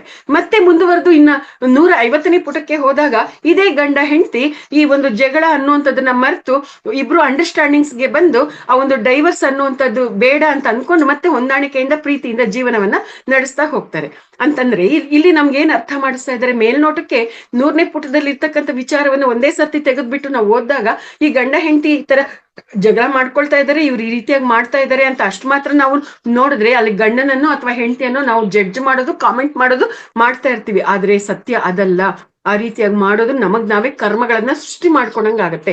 ಆದ್ರೆ ಆ ಗಂಡ ಹೆಂಡತಿ ಡೈವರ್ಸ್ ಅನ್ನ ತಗೊಳ್ಳೋದ್ರ ಹಿಂದೆ ಆ ಒಂದು 100 ಪುಟಗಳಲ್ಲಿ ಏನೆಲ್ಲ ವಿಚಾರಗಳಿದೆ ಅದನ್ನ ತಿಳ್ಕೊಂಡಾಗ ಇವತ್ತವರು ಈ ಒಂದು ಪರಿಸ್ಥಿತಿಯಲ್ಲಿ ಇರೋದಕ್ಕೆ ಕಾರಣ ನಮ್ಗೆ ಗೊತ್ತಾಗತ್ತೆ. ಮುಂದೆ ಅವ್ರು ಒಂದಾಗ್ತಾರೆ ಅನ್ನುವಂಥದ್ದು ಕೂಡ ನಮ್ಗೆ ಗೊತ್ತಾಗತ್ತೆ. ಸೊ ಪ್ರತಿಯೊಂದಕ್ಕೂ ಕಾರಣ ಕಾರ್ಯ ಸಂಬಂಧ ಅನ್ನುವಂಥದ್ದು ಇರುತ್ತೆ. ನಮಗೆ ನಾವು ನಮ್ಮ ಒಂದು ಸ್ಥಿತಿಗತಿಗಳಲ್ಲಿ ನಾವು ಅದನ್ನ ನೋಡಿದಾಗ ಯಾವುದು ಕೂಡ ನಮ್ಗೆ ಅರ್ಥ ಆಗೋದಿಲ್ಲ. ಆ ರೀತಿಯಾಗಿ ನಾವು ನೋಡುವಂಥದ್ದು ನಡೆದಾಗ ಅಲ್ಲಿ ಏನಾಗತ್ತೆ, ನಾವ್ ಆ ರೀತಿಯಾಗಿ ಏನ್ ಭೌತಿಕ ಸ್ಥಿತಿಯಲ್ಲಿ ನೋಡಿದಾಗ ಏನ್ ಅರ್ಥ ಆಗತ್ತೆ ಅದನ್ನ ಅಷ್ಟೇ ನಾವು ಮಾತಾಡಿದಾಗ ಅದಕ್ಕೆ ಆ ಸ್ಥಿತಿಯಲ್ಲಿ ನಾವು ಕಾಮೆಂಟು ಕಂಪ್ಲೇಂಟು ಜಡ್ಜ್ಮೆಂಟ್ ಮಾಡ್ತಾ ಇದ್ದಾಗ ನಾವು ಕರ್ಮಗಳನ್ನ ಹೊತ್ಕೊಳ್ಳುವಂತದಲ್ಲಿ ಮಾಡ್ತಾ ಇರ್ತೀವಿ. ಅದಕ್ಕೇನೆ ಪತ್ರಿಜಿಯವರು no comments, no complaints, no judgments ಅಂತ ಹೇಳಿರ್ತಕ್ಕಂಥದ್ದು, ನೋ ಇಂಟರ್ಫಿಯರೆನ್ಸ್ ಅಂತ ಹೇಳಿರ್ತಕ್ಕಂಥದ್ದು. ಎಸ್ ಮಾಸ್ಟರ್ಸ್, ಈ ರೀತಿಯಾಗಿರ್ತಕ್ಕಂಥ ಅದ್ಭುತವಾದ ಉದಾಹರಣೆಯನ್ನ ಇಲ್ಲಿ ನಮ್ಗೆ ಕೊಟ್ಟಿರ್ತಕ್ಕಂಥದ್ದು. ಹೀಗೆ ಪ್ರತಿಯೊಂದು ವಿಚಾರಕ್ಕೂ ಪೂರ್ವವೂ ಇರುತ್ತೆ, ಪರವೂ ಇರುತ್ತೆ. ಹಂಗಾಗಿನೇ ನಾವು ಪ್ರತಿಯೊಂದು ಪೂರ್ವಾಪರಗಳನ್ನ ನಾವು ತಿಳ್ಕೋಬೇಕು ಅನ್ನುವಂಥ ಪದಗಳನ್ನ ಬಳಸ್ತಾ ನಮ್ಮ ಹಿರಿಯರು ನಮ್ಗೆ ತಿಳುವಳಿಕೆಯನ್ನ ಕೊಟ್ಟಿರ್ತಕ್ಕಂಥದ್ದು. ಪೂರ್ವ ಅನ್ನುವಂಥದ್ದು ಏಕೆ ಅನ್ನುವಂಥದಕ್ಕೆ ಉತ್ತರ ಆಗಿರುತ್ತೆ, ಪರ ಅನ್ನುವಂಥದ್ದು ಹೇಗೆ ಹೋಗುತ್ತೆ ಆ ಸಮಸ್ಯೆ ಅನ್ನುವಂಥದಕ್ಕೆ ಉತ್ತರ ಆಗಿರುತ್ತೆ ಮಾಸ್ಟರ್ಸ್. ಈ ಕರೋನಾ ಅನ್ನುವಂಥದ್ರ ಬಗ್ಗೆ ಅದ್ಭುತವಾಗಿ ನಮ್ಗೆ ಇಲ್ಲಿ ತಿಳಿಸಿದ್ದಾರೆ. ಕರೋನಾ ಭೂಮಿಗೆ ಬಂತು, ತುಂಬಾ ಜನರನ್ನ ಅದು ಸಾಯೋ ಹಾಗೆ ಮಾಡ್ತು. ಯಾಕೆ ಅಂತಂದ್ರೆ ಈ ಒಂದು ಪಿರಮಿಡ್ ಸೊಸೈಟಿಯಲ್ಲಿ 30 ವರ್ಷಗಳಿಂದ ಕೂಡ ನಮ್ಮ ಪಿರಮಿಡ್ ಮಾಸ್ಟರ್ಸ್ ಮಾಂಸ ತಿನ್ಬೇಡಿ, ಪ್ರಾಣಿಗಳಿಗೆ ಹಿಂಸೆ ಕೊಡಬೇಡಿ ಅಂತ ಹೇಳ್ತಾ ಬಂದ್ರು. ನಮ್ಮ ಪಿರಮಿಡ್ ಮಾಸ್ಟರ್ಸ್ ಹೇಳ್ದಂಗೆನೆ ಅನೇಕ ಮಾರ್ಗಗಳು, ಅನೇಕ ಸೊಸೈಟಿಗಳು, ಅನೇಕ ಫೌಂಡೇಶನ್ಸ್, ಅನೇಕ ಗುರು ಪರಂಪರೆಗಳು ಕೂಡ ಇದನ್ನೇ ಹೇಳ್ತಾ ಬಂದ್ರು. ಆದ್ರೆ ಯಾರು ಕೂಡ ಅದನ್ನ ಕೇಳಿಸ್ಕೊಳ್ಳಿಲ್ಲ. ಪ್ರಾಣಿಗಳನ್ನ ಕೊಲ್ತಾನೆ ಹೋದ್ರು, ಪ್ರಾಣಿಗಳ ಮಾಂಸವನ್ನ ಕಿತ್ತು ತಿಂತಾನೆ ಹೋದ್ರು. ಅದಕ್ಕೋಸ್ಕರ ಏನಾಯ್ತು, ಪ್ರಕೃತಿ ಮಾತೆ ಆ ಒಂದು ಪ್ರಕೃತಿಯ ವಿರುದ್ಧವಾಗಿರ್ತಕ್ಕಂಥ ಕೆಲಸವನ್ನ ಮಾಡಿದ್ರಿಂದ ಕರೋನಾ ರೂಪದಲ್ಲಿ ಬಂದು ಎಲ್ಲರಿಗೂ ಪಾಠವನ್ನ ಕಲಿಸುವಂತ ಕೆಲಸವನ್ನ ಮಾಡಿದ್ಲು. ಅಂದ್ರೆ ಪ್ರಕೃತಿಗೆ ವಿರುದ್ಧವಾಗಿ ನಾವು ನಿಂತಾಗ, ಭೂಮಿಗೆ ವಿರುದ್ಧವಾಗಿ ನಾವು ನಿಂತಾಗ ಅಲ್ಲಿ ಆ ಒಂದು ಪ್ರಕೃತಿ ಆ ಒಂದು ಭಾರವನ್ನ ಇಳಿಸ್ಕೊಳ್ಳೋದಿಕ್ಕೆ ಅಥವಾ ಆ ಒಂದು ಅಸಮತೋಲನವನ್ನ ಸರಿಪಡಿಸ್ಕೊಳ್ಳೋದಿಕ್ಕೆ ಅಥವಾ ಆ ಒಂದು ಏನ್ ಕರ್ಮ ನಡೆದಿದೆ ಅದಕ್ಕೆ ಪಾಠವನ್ನ ಕಲಿಸೋದಿಕ್ಕೆ ಪ್ರಕೃತಿ ತಾನು ಕೆಲಸವನ್ನ ಮಾಡ್ತಾಳೆ ಅನ್ನುವಂಥದ್ದು. ಒಂದೇ ಸರ್ತಿ ಪ್ರಕೃತಿ ನಮ್ಗೆ ಶಿಕ್ಷೆ ಕೊಟ್ಬಿಡೋದಿಲ್ಲ. ಆ ಒಂದು ಶಿಕ್ಷೆಯನ್ನ ಅನೇಕ ಹಂತಗಳಲ್ಲಿ ನಮ್ಗೆ ವಾರ್ನಿಂಗ್ಗಳ ಮೇಲೆ ವಾರ್ನಿಂಗ್ಗಳನ್ನ ಕೊಡ್ತಾ ತಿಳುವಳಿಕೆ ಕೊಡ್ತಾ ಪ್ರಯತ್ನ ಮಾಡ್ತಾ ಅರ್ಥ ಮಾಡ್ಸಕ್ ಪ್ರಯತ್ನ ಮಾಡ್ತಾ ಕಡೆಗೆ ಅರ್ಥ ಮಾಡ್ಕೊಳ್ದೆ ಇದ್ದಾಗ ಆ ರೀತಿಯಾಗಿರ್ತಕ್ಕಂಥ ಶಿಕ್ಷೆಯನ್ನು ಅವಳು ಕೊಡೋದು. ಕರೋನಾ ರೂಪದಲ್ಲಾದ್ರೂ ಶಿಕ್ಷೆ ಕೊಡ್ಬೋದು, ಸುನಾಮಿ ರೂಪದಲ್ಲಾದ್ರೂ ಶಿಕ್ಷೆ ಕೊಡ್ಬೋದು, ಭೂಮಿ ಬಾಯಿ ಬಿಟ್ಟು ಭೂಕಂಪದ ರೂಪದಲ್ಲಾದ್ರೂ ಶಿಕ್ಷೆ ಕೊಡ್ಬೋದು, ಮತ್ತೆ ಈ ಒಂದು ವಾಲ್ಕೆನೋ ಜ್ವಾಲಾಮುಖಿಗಳನ್ನ ಹೊರಹೊಮ್ಮಿಸ್ತಾ ಶಿಕ್ಷೆ ಕೊಡ್ಬೋದು, ಯುದ್ಧಗಳನ್ನ ಮಾಡಿಸ್ತಾನು ಶಿಕ್ಷೆ ಕೊಡ್ಬೋದು. ಈ ರೀತಿಯಾಗಿ ಪ್ರಕೃತಿ ಏನೆಲ್ಲ ಬೇಡವಾಗಿ ಆ ಬೇಡವಾಗಿರೋದನ್ನೆಲ್ಲ ಕೂಡ ತಾನು ಈ ರೀತಿಯಾಗಿ ಸರಿಪಡಿಸ್ಕೊಳ್ತಾಳೆ ಅನ್ನುವಂಥದ್ದು. ಸೊ ಕಾರಣ ಇಲ್ಲದೆ ಯಾವುದು ಕೂಡ ನಡೆಯೋದಿಲ್ಲ. ಕಾರಣ ಏನು ಅನ್ನೋದನ್ನ ತಿಳ್ಕೋಬೇಕು. ಅದನ್ನ ನಾವು ಮನುಷ್ಯರೆಲ್ಲರೂ ಭೂಮಿ ಮೇಲೆ ಇರೋರು ಈ ಕಾರಣಗಳನ್ನ ಅರ್ಥ ಮಾಡ್ಕೊಂಡು ಸರಿಯಾದ ದಾರಿಯಲ್ಲಿ ನಡೆದ್ರೆ ಎಲ್ಲವೂ ಕೂಡ ಅಚ್ಚುಕಟ್ಟಾಗಿ ಇರುತ್ತೆ. ಪೊಲೀಸರು ನಮ್ಮನ್ನ ಅರೆಸ್ಟ್ ಮಾಡ್ತಾರೆ ಅಂತಂದಾಗ, ಕೋರ್ಟ್ ನಮ್ಗೆ ಶಿಕ್ಷೆ ಕೊಡುತ್ತೆ ಅಂತಂದಾಗ ಅದು ಒಂದೇ ಸರ್ತಿ ಆಗುವಂಥದ್ದಲ್ಲ. ಆ ಪೊಲೀಸರು ನಮ್ಮನ್ನ ಹಿಡ್ಕೊಂಡು ಹೋಗ್ಬೇಕು ಅಂದ್ರೂ ಕೂಡ ಅಲ್ಲಿ ಕಾರಣ ಇರುತ್ತೆ. ಕೋರ್ಟಿಂದ ನಮ್ಗೆ ಶಿಕ್ಷೆ ಅಮಲು ಆಗ್ಬೇಕು ಅಂತಂದ್ರೂ ಕೂಡ ಅಲ್ಲಿ ಕಾರಣ ಇರುತ್ತೆ. ಒಂದೇ ಸರ್ತಿ ಶಿಕ್ಷೆಯನ್ನು ಅಮಲು ಮಾಡೋದಿಲ್ಲ ಕೋರ್ಟ್. ಅನೇಕ ಹಂತಗಳಲ್ಲಿ ವಾಯ್ದೆಗಳ ಮೇಲೆ ವಾಯ್ದೆಗಳನ್ನ ಕೊಟ್ಟು ಅನೇಕ ವಿಚಾರಗಳನ್ನ ಚಿಂತನ ಮಂಥನವನ್ನ ಆ ಕಡೆ ಈ ಕಡೆ ವಾದೋಪವಾದಗಳ ಏನಿರುತ್ತೆ ಅದನ್ನೆಲ್ಲ ಕೇಳಿಸ್ಕೊಂಡು ಕಡೆಗೆ ತಪ್ಪು ಮಾಡಿದ್ದಾರೆ ಅನ್ನೋದು ಅರ್ಥ ಆದ್ಮೇಲೆನೆ ಕೋರ್ಟ್ ಕೂಡ ಶಿಕ್ಷೆ ಕೊಡುವಂಥದ್ದು. ಸೊ ಈ ರೀತಿಯಾಗಿ ಇರುತ್ತೆ ಮಾಸ್ಟರ್ಸ್. ಪ್ರತಿಯೊಂದು ಕೂಡ ಕಾರಣ ಹುಡುಕಿದ್ರೆ ಮಾತ್ರ ಅದು ಕಾರಣ ಸಿಗುತ್ತೆ. ಆ ಕಾರಣ ಬೇರೆ ಎಲ್ಲೋ ಇರೋದಿಲ್ಲ, ಅದು ನಮ್ಮಲ್ಲೇ ಇರುತ್ತೆ. We are the creators of our own reality all the times in all the dimensions ಅಂತ ಹೇಳಿದ್ದಾರೆ. ಬರೀ ಈ ಭೂಮಿ ಮೇಲೆ ಅಷ್ಟೇ ಅಲ್ಲ, ಬೇರೆ ಬೇರೆ ಡೈಮೆನ್ಷನ್ಸ್ ಅಲ್ಲೂ ಕೂಡ ನಮ್ಮ ವಾಸ್ತವದ ಸೃಷ್ಟಿಕರ್ತರು ನಾವೇ ಆಗಿರ್ತೀವಿ. ಈ ಲೋಕ ಆಗಿರ್ಬೋದು, ಬೇರೆ ಲೋಕಗಳಾಗಿರ್ಬೋದು, ಎಲ್ಲ ಕಡೆಯಲ್ಲೂ ನಮ್ಮ ವಾಸ್ತವದ ಸೃಷ್ಟಿಕರ್ತರು ನಾವೇ ಆಗಿರ್ತೀವಿ. ಎಸ್ ಮಾಸ್ಟರ್ಸ್, ನಮ್ಮ ಜನ್ಮಕ್ಕೆ ನಮ್ಮ ತಂದೆ ತಾಯಿ ಕಾರಣ ಅಂತ ನಾವು ಅಂದ್ಕೊಳ್ತೀವಿ, ಆದ್ರೆ ಅವರು ಕಾರಣ ಅಲ್ಲ. ನಾವು ಇವಾಗ ನಾವು ಇಲ್ಲಿ ಪತ್ರಿಜಿಯವರು ಎಂತ ಉದಾಹರಣೆ ಕೊಟ್ಟಿದ್ದಾರೆ ಅಂದ್ರೆ, ನಾನು ಇವಾಗ ಈ ಸೋಫಾದಲ್ಲಿ ಕೂತಿದ್ದೀನಿ ಅಂದ್ ಮಾತ್ರಕ್ಕೆ ಈ ಸೋಫಾದಿಂದ ನಾನು ಹುಟ್ಟಿದ್ದೀನಿ ಅಂತನಾ? ಅಲ್ಲ, ಜಸ್ಟ್ ನಾನು ಈ ಸೋಫಾದಲ್ಲಿ ಕೂತಿದ್ದೀನಿ ಅಷ್ಟೇ. ಈ ಶರೀರವನ್ನ ಸೋಫಾ ಸೃಷ್ಟಿ ಮಾಡಿಲ್ಲ, ಈ ಶರೀರವನ್ನ ನಾನೇ ಸೃಷ್ಟಿ ಮಾಡ್ಕೊಂಡಿದ್ದೀನಿ. ಈ ಒಂದು ಜೀವನದ ಈ ಒಂದು ಎಲ್ಲ ಅಂಶಗಳನ್ನ, ಕಷ್ಟಗಳು, ನೋವು, ದುಃಖ, ಸಂತೋಷ ಎಲ್ಲವನ್ನು ಕೂಡ ನಾನೇ ಆಯ್ಕೆ ಮಾಡ್ಕೊಂಡಿದ್ದೀನಿ. ಇಂತಹ ತಂದೆ ತಾಯಿಗಳು ನನ್ಗೆ ಬೇಕು ಅಂತ ಅಂದ್ಬಿಟ್ಟು ಅವ್ರನ್ನ ನಾನೇ ಆಯ್ಕೆ ಮಾಡ್ಕೊಂಡು ಬಂದಿದ್ದೀನಿ. ಎಲ್ಲಾನು ಕೂಡ ನನ್ನಿಂದಾನೇ ಸೃಷ್ಟಿಯಾಗಿದೆ ಅನ್ನುವಂಥದ್ದನ್ನ ನಮ್ಗೆ ಬಹಳ ಅದ್ಭುತವಾಗಿ ತಿಳಿಸಿದ್ದಾರೆ. ಇಲ್ಲಿ ನಮ್ಮ ಈ ಎಲ್ಲದಕ್ಕೂ ಯಾರು ಕಾರಣ ಅಲ್ಲ, ನಮಗ್ ನಾವೇ ಕಾರಣ ಅನ್ನುವಂತ ಒಂದು ಅರಿವನ್ನ ಮೂಡಿಸುವಂತ ಒಂದು ಕೆಲಸವನ್ನ ಇಲ್ಲಿ ಮಾಡಿರುವಂತದ್ದು. ಪಾಪ ಪಕ್ವಾದ್ರೆ ರೋಗ ಬರುತ್ತೆ, ಪುಣ್ಯ ಪಕ್ವವಾದ್ರೆ ಭೋಗ ಬರುತ್ತೆ, ಧ್ಯಾನ ಪಕ್ವವಾದ್ರೆ ಜ್ಞಾನ ಬರುತ್ತೆ. ಇದು ಮಾಸ್ಟರ್ಸ್ ಅದ್ಭುತವಾಗಿರ್ತಕ್ಕಂಥ ಸತ್ಯ. ಸೊ ಈ ಒಂದು ಜೀವನದಲ್ಲಿ ನಮಗೆ ಅನೇಕ ರೀತಿಯಾಗಿ ನಮಗೆ ಅನೇಕ ವಿಚಾರಗಳು ಅರ್ಥ ಆಗ್ಬೇಕಾಗಿರತ್ತೆ. ಇವಾಗ ಇದೆಲ್ಲ ನಾನು ಮಾಡಿರುವಂತದ್ದು ತಪ್ಪು ಅನ್ನೋದು ನನ್ಗೆ ಅರ್ಥ ಆಗಿದೆ. ಇವಾಗ ಇದರಿಂದ ನಾನು ಹೇಗೆ ಹೊರಕ್ ಬರೋದು ಅಂತಂದಾಗ ಮಾಸ್ಟರ್ಸ್, ಅದಕ್ಕೆ ಅಷ್ಟಾಂಗ ಮಾರ್ಗ ಅನ್ನೋದನ್ನ ಬುದ್ಧ ಏನ್ ಕೊಟ್ಟಿದ್ದಾರೆ ಅದನ್ನ ನಮ್ಗೆ ಇಲ್ಲಿ ಉದಾಹರಣೆಯಾಗಿ ನಮ್ಗೆ ತಿಳಿಸಿದ್ದಾರೆ ಮಾಸ್ಟರ್ಸ್ ಪತ್ರಿಜಿಯವರು. ಸರಿಯಾದ ದೃಕ್ಪಥ ಇರಬೇಕು, ಸರಿಯಾದ ವಾಕು, ಸರಿಯಾದ ಸಂಕಲ್ಪ, ಸರಿಯಾದ ಕರ್ಮ, ಸರಿಯಾದ ಜೀವನ ವಿಧಾನ, ಸರಿಯಾದ ಶ್ರದ್ಧೆ, ಸರಿಯಾದ ಏಕಾಗ್ರತೆ, ಸರಿಯಾದ ಧ್ಯಾನ. ಈ ರೀತಿಯಾಗಿ ಈ 8 ಅಂಶಗಳನ್ನ ನಾವು ನಮ್ಮ ನಿತ್ಯ ಜೀವನದಲ್ಲಿ ಅಳವಡಿಸ್ಕೊಂಡಾಗ ಈ ದುಃಖ ಅನ್ನುವಂಥದ್ದೇನಿದೆ ಅದಕ್ಕೆ ಕಾರಣನೂ ಗೊತ್ತಾಗತ್ತೆ, ಅದರಿಂದ ನಾವು ಹೊರಗೆ ಬರೋದಿಕ್ಕೂ ಸಾಧ್ಯ ಆಗತ್ತೆ, ಮೂಲದಿಂದ ಎಲ್ಲಾ ಸಮಸ್ಯೆಗಳು ಪರಿಹಾರ ಆಗತ್ತೆ ಅನ್ನುವಂಥದ್ದನ್ನ ನಮ್ಗಿಲ್ಲಿ ತಿಳಿಸಿರ್ತಕ್ಕಂಥದ್ದು. ಮಾಸ್ಟರ್ಸ್ ಇನ್ನು ಇದರಲ್ಲಿ ಅನೇಕ ವಿಚಾರಗಳು ಇದೆ ಮಾಸ್ಟರ್ಸ್. ನಾನು ಈ ಚಾಪ್ಟರ್ ಅನ್ನ ಈ ದಿನಾನೇ ಮುಗಿಸೋಣ ಅಂತ ನಾನು ಪ್ರಯತ್ನ ಮಾಡಿದೆ. ಆದ್ರೆ ಈ ಒಂದು ಪ್ರಯತ್ನದಲ್ಲಿ ಇನ್ನೂ ಅಮೂಲ್ಯವಾಗಿರ್ತಕ್ಕಂಥ ವಿಚಾರಗಳು ಮಿಸ್ ಆಗುತ್ತೆ ಅನ್ನುವಂಥದ್ದು ಇಲ್ಲಿ ನನಗೆ ಮನಸ್ಸಿಗೆ ಬರ್ತಾ ಇರುವಂತದ್ದು. ಸೊ ಈ ಒಂದು ಚಾಪ್ಟರ್ನ ವಿಚಾರಗಳನ್ನ ನಾವು ನಾಳೆ ದಿನ ಮತ್ತೆ ಕಂಟಿನ್ಯೂ ಮಾಡೋಣ ಮಾಸ್ಟರ್ಸ್. ಸೊ ಇಷ್ಟು ಹೊತ್ತು ಇಷ್ಟೆಲ್ಲ ವಿಚಾರಗಳನ್ನ ನಿಮ್ಮೆಲ್ಲರ ಜೊತೆ ಹಂಚ್ಕೊಳ್ಳೋದಿಕ್ಕೆ ನನ್ಗೆ ಅವಕಾಶ ಆಗಿದೆ ಈ ಒಂದು ಮಹಾವತಾರ್ ಫೌಂಡೇಶನ್ ವೇದಿಕೆಯಲ್ಲಿ. ಸೊ ಈ ಅವಕಾಶವನ್ನ ಕೊಟ್ಟಂತ ಈ ಒಂದು ವೇದಿಕೆಗೆ ನಾನು ಆತ್ಮಪೂರ್ವಕವಾಗಿರ್ತಕ್ಕಂಥ ಧನ್ಯವಾದಗಳನ್ನ, ಕೃತಜ್ಞತೆಗಳನ್ನ ಅರ್ಪಿಸ್ತಾ ಇದ್ದೀನಿ masters. Thank you very much.